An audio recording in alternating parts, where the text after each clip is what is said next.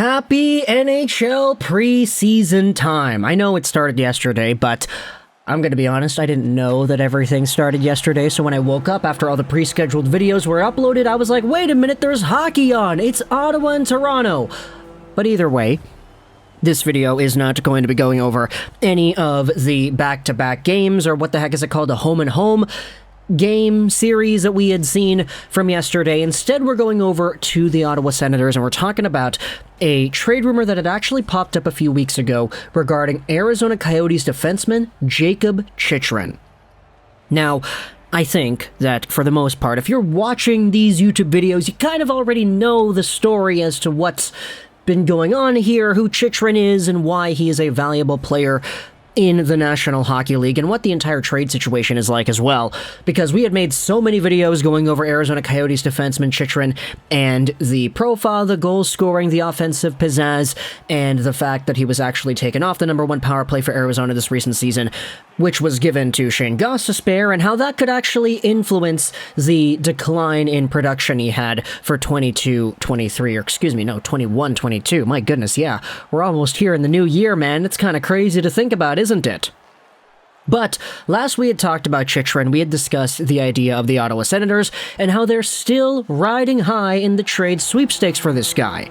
For the most part, we had seen that the asking price was somewhere in that territory of a first-round pick, plus a prospect, maybe plus a younger player, and that has sort of been the norm that has been established with Chychrun for the past few months. Heck, dare I even say the past year? Like, we've been talking about this guy for so long that it might just be that way, but either way, when it comes to the Ottawa Senators and the updates on Chychrun, we had ourselves word from Elliotte Friedman yesterday as to what exactly the trade request could be from the Arizona point of view. Let's go over onto Twitter and take a look at this tweet published by Lock on Senators. This is Sen Central. Elliotte Friedman says that Arizona really wants Shane Pinto in any Jake Chychrun trade. The tweet then here says, that's not gonna happen, and you can see it has 300 likes. There are a whole bunch of replies on this individual tweet. I also saw this tweet posted on Reddit. There are some people talking about it elsewhere, and all over I see pretty much the same pattern here from Ottawa Senators fans, that if the Arizona Coyotes are asking for Shane Pinto in some form of a Chychrun trade, the common consensus seems to be that Pinto is a more valuable piece and that the trade should not even happen in the first place. Now, I wanted to go over just why that is, the entire profile for Pinto and what he could be doing. I know we've talked about Pinto a few times here on the channel. I think if I search up in my video archives on Shane Pinto, yeah, their last video we made was talking about him and Jake Sanderson and how some teams are calling on these two prospects.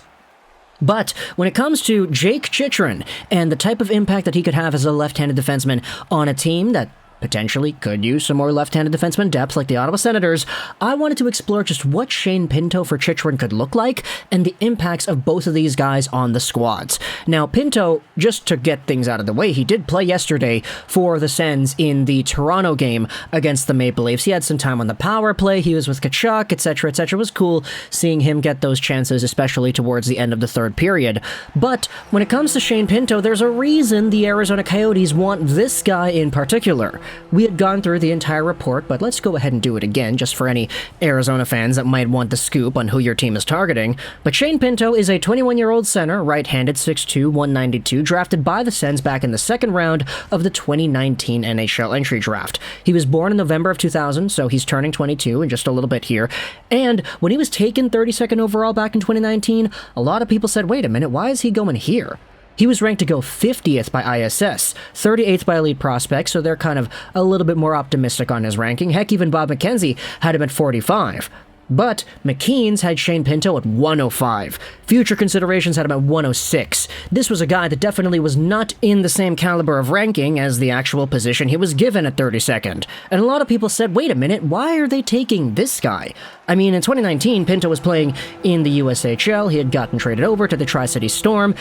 And he had some pretty okay numbers. I mean, 59 points in 56 games is not bad, but at the same time, people were looking at names like Bobby Brink, who was producing a lot more at the USHL level in that same season. And you also had Arthur Kaliev, who was an absolute stud in the OHL, still available on the board too.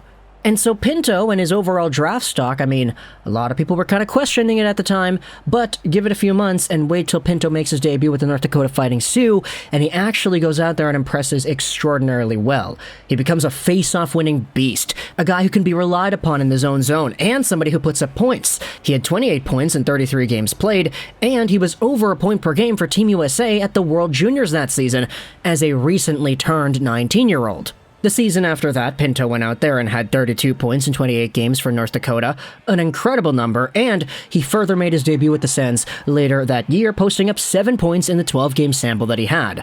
He was still all the things that we had saw him to be earlier on. Good on faceoffs, good at finding the puck, good at opening up the middle of the ice and capitalizing on the pressure and space that he is given, and Sens fans were, rightfully so, extremely excited for this guy. It's just, in 2021-2022, he was sidelined for the entire year. He only played 5 games and he had an assist in that sample. But now Shane Pinto is healthy and ready to go. As we had seen yesterday against Toronto, he can actually go out there and he can move. I know one preseason game is not going to go out there and, let's say, predict an entire guy's season's worth of play, but just seeing Pinto go out there and do the things that he was able to do, give the Senators the push they needed to take a late lead in the third period, it was nice to see Pinto doing his thing. But when it comes to what Pinto could be as a 21, turning 22-year-old player who's got so much skill and potential, it's kind of tough, in my opinion, to really nail down a ceiling as to what Pinto could become in this league. Sure, it might have been easier to say last year when he was coming off a 7-point and 12-game stint in the NHL, but sidelining a guy for an entire year with injuries definitely will throw a little bit of a monkey wrench in that kind of conversation. Either way, though, Shane Pinto is a guy that I definitely do think has bona fide top 6 potential, if not first-line potential, which is tough to say because Tim Stützle and Josh Norris are still on this team as well. This could be a potentially first-line caliber guy if he develops properly, who will just happen to be playing on the second or maybe even the third line depending on how the Sens go long-term with their center core. But at the end of the day, you still have yourselves a versatile player that can play in all situations. He's got that face-off winning potential, so if you need, let's say, a defensive zone draw on the PK in the dying seconds of a 30-second left game and a 1-goal lead, you throw Pinto out there, he's winning that draw like, I don't know, 7 out of 10 times? Like, it's a pretty high percentage if you ask me. Meanwhile, you talk about Jakob Chychrun and what this guy could be. He is already a bona fide top 4 defenseman who could potentially even be a top 2 defenseman if you give him the right sort of deployment and line mates. This is a player that I definitely do want to believe in that can bounce back and whose point production likely will improve if he just gets a little bit more opportunity and Shane Gostisbehere doesn't hog all the power play time. I definitely do see why Pinto is the guy that the Coyotes are asking for. Because both of these assets are extremely valuable, it's kind of endearing, isn't it, to see the Senators fan base react the way that they have when it's like, okay, Pinto is our guy and they want him? No. I want to keep Pinto. Screw Jakob Chychrun. If that's the price we have to pay, I don't want to pay it. I want to keep this guy on our team and lock down for the long term. Which is kind of great because when you acknowledge where the conversations were about Pinto 3 years ago in the 2019 draft, it's always nice to see stories like these where prospects go out there and prove everybody wrong. Wait a minute, why did Pinto go 32nd? He should have gone 100 plus overall or whatever the heck it was the scouting outlets had him ranked as. Sure, Bobby Brink might have been seen as a better short-term option. Arthur Kaliev had a whole bunch of goals, so maybe he's the guy that could have been targeted instead, but Shane Pinto is a very interesting player. Two-way center, dynamic offensively, extremely good at the dot, and a mature, poised guy that is able to go out there and tangle with the best, despite being only in his early 20s. So, talk in the comments all your thoughts about the idea of Jakob Chychrun and Shane Pinto maybe getting traded for each other, the idea that the Coyotes wanted Pinto in some form of a Chychrun trade, and so far, the idea that it has not happened yet, at least at the time of recording this audio. If there's a trade tomorrow and Pinto gets sent away, then that's my bad, but knock on wood, that does not happen. Talk to the comments either way, though, all your thoughts and opinions. I hope you enjoyed this Juraj 99, and bye.